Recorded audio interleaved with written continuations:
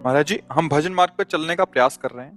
महाराज जी, हमारे भजन में एक अड़चन आ रही है। हमारी बेटी कुसंगवश भक्ति मार्ग से भटक गई है। महाराज जी, मैं एक माता होने के नाते अपने आप को कैसे संभालूं या उनको कैसे संभालूं, या मेरा क्या कर्तव्य होना चाहिए? बड़ा मुश्किल है किसी को संभाल पाना। जब बात हाथ से निकल जाती, जैसे बाण छूट गया ना, अब बड़ा मुश्किल है। वो लक्ष्य भेद के ही रहेगा। ये कर्मों का बाण हाथ से निकल गया, जैसे एक बार व्यभिचार दोष में युक्त हो गया, चाहे स्त्री हो चाहे पुरुष हो, बच पाना बड़ा मुश्किल होता है, बहुत कठिन होता है। अब वो हाथ से नहीं, बच्चापन से अगर संभाला जाए तो संभल सकता है। अब यौवन अवस्था आ गई, अब तो ज्यादा समझाओगे, आपके पास ही नहीं रहेगी, आपकी अवहेलना कर देगी, आपके विरुद्ध में। हाँ, ऐसे हमारे पास कितनी बातें ऐसी आई, माता पिता को पुलिस में। महाराज जी, आपने भी लिखा है कि वो आपके साथ रहना नहीं चाहते। हाँ हाँ, देखो लिखा है, देखो ऐसा ना। अब क्योंकि बात बिगड़ गई ना, आप ज्यादा हो कहोगे तो आप कह देंगे कि ये लोग हमारे साथ टॉर्चर करते हैं हमें, क्योंकि बालिग हो गई, अब हाथ से निकल गया मामला, अब संभलने वाला नहीं। अब ये है कि कर तुम अन्यथा कर तुम, भगवान उसको किसी तरह जहां भी जैसे भी, वही बकाया, दूसरा कोई उपाय नहीं।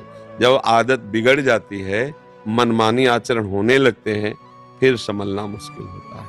ऐसा हम लोग बताए ना, घर में इतना शासन था, जबकि बुरा लगता है, सबको लगता है, बच्चों को भी बुरा लगता है, बड़ा कठोर शासन था। बेविचार रूपी दोष की तो कहीं भी किसी भी तरह से संभावना ही नहीं थी।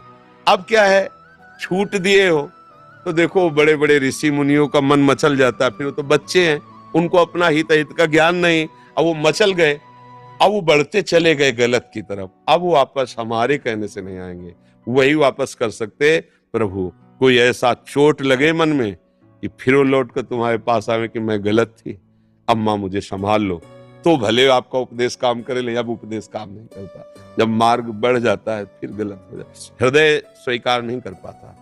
तो हम बार बार प्राय घुमा घुमा करके यही सबको कहते हैं, भैया ये बॉयफ्रेंड गर्लफ्रेंड और यो लिव इन रिलेशन, दुनिया के जो नौटंकी चली है, इससे बच जाओ। ये बहुत ही बेविचार दोष को बढ़ावा देने वाली बात है।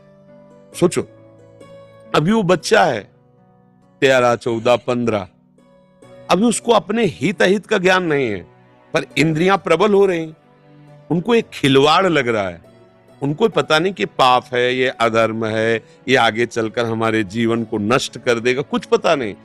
अच्छा, जैसे ये भी है कि 30 वर्ष के बाद ब्याह हो रहा है। देखो, भले सबको ये अच्छा कहे, लेकिन हमारी मान्यता में ठीक नहीं है, क्योंकि 18-20 के बाद यौवन का भारी प्रकोप होता है। भले पढ़ो लिखो, आगे उन्नति करो, पर ब्याह कर लो तो एक जगह प्रीति तुम्हारी समिट गई, आपस में बात करो, कभी मिलो जुलो, पर भले काम करो, भले पढ़ो लिखो, तो एक तुम्हारा कनेक्शन पवित्र है। अब अगर आप ऐसा नहीं करते तो मन को तुम रोक पाओ। अब 28 की, 22 की, 24 की अवस्था है, तुम कह दो कि नहीं अभी ब्याह नहीं करेंगे, तो ब्रह्मचर्य रह सकते हो क्या? तुम विषयों में रहकर, स्त्री पुरुष में रहकर और गलत चीजें देखकर मोबाइलों में तुम ब्रह्मचर्य, इसका मतलब ब्याह कर लेना चाहिए।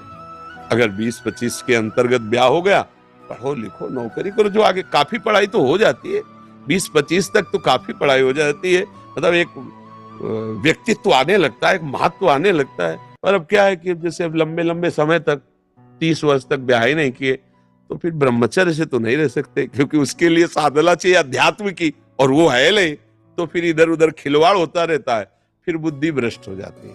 जब हम अधर्म में चलते हैं तो बुद्धि भ्रष्ट हो जाती है। तो इसका तो हमारे पास कोई उत्तर ही नहीं है, क्योंकि जब बेल फैल गई तो विष बेल है, ये विषय विकार जब हृदय में, फिर वो देखो आप ही कह रहे हैं हमारे पास नहीं रहती है।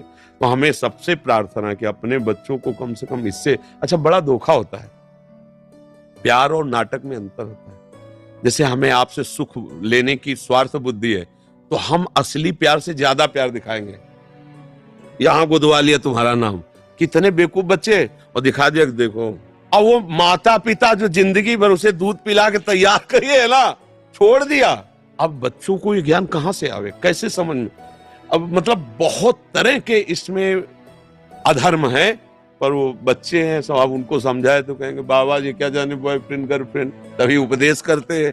हाँ, उनको लगेगा नहीं नहीं बच्चा, इसमें तुम्हारा अहित है, तुम्हारा जीवन नष्ट होने के पूरे चांस हैं। आगे कहीं भी तुम्हें देखो, माता पिता कितने भी कैसे भी हों, अपने बच्चे का कोई राक्षस ही होगा तो बात अलग है, नहीं कभी अहित नहीं होने देगा। उनमें एक वात्सल्य होता है, उनको लगता है हम चाहे जितना कष्ट में रहे, मेरी बच्ची का ऐसी जगह ब्याह हो जहां उसको सुख मिले। मैं भले मेहनत रिक्शा चला के करो, मेरा लड़का ऐसा ऑफिसर बने जो उसको कष्ट, ऐसे प्राय माता पिता। तो हमें लगता है बच्चों को माता पिता की अनुमति तो लेना ही चाहिए किसी भी कार्य के लिए, आगे कदम बढ़ाने के लिए। माता पिता का सपोर्ट लेगा तो मुझे लगता है कि वो सुरक्षित रह सकता है। अब ये मनमानी आचरण, चूंकि बच्चापन में नहीं ज्ञान होता, हमें पता है, वो एक उन्मत्तता होती, पागलपन होता है उस समय ऐसा ज्ञान नहीं होता अधर्म क्या है, धर्म क्या है। और फिर दुश्मन लगते हैं माता पिता कि हमें क्यों रोक रहे हैं, हम खेलना चाहते हैं, हम मनोरंजन करना चाहते हैं, ये रोक रहे हैं। पर उनका रोकना अगर मान गया, अगर माता पिता का शासन होता, सच्ची कहते हैं ये मन बड़ा बदमाश है, हाँ इसके गलत संस्कार हो जाते, सबके हो जाते हैं। इसलिए माता पिता को कोटिशा प्रणाम है, और सबको अपने माता पिता को प्रणाम करना चाहिए। प्रातःकाल उठ के रघुनाथा मात पिता गुरु। अब तो मतलब बहुत ही विचित्र सब है, कोई भी पुत्र अपने पिता माता को सुबह प्रणाम न करता होगा। अरे प्यार से बातें कर ले, बातें सुन ले, यही बड़ी बात है।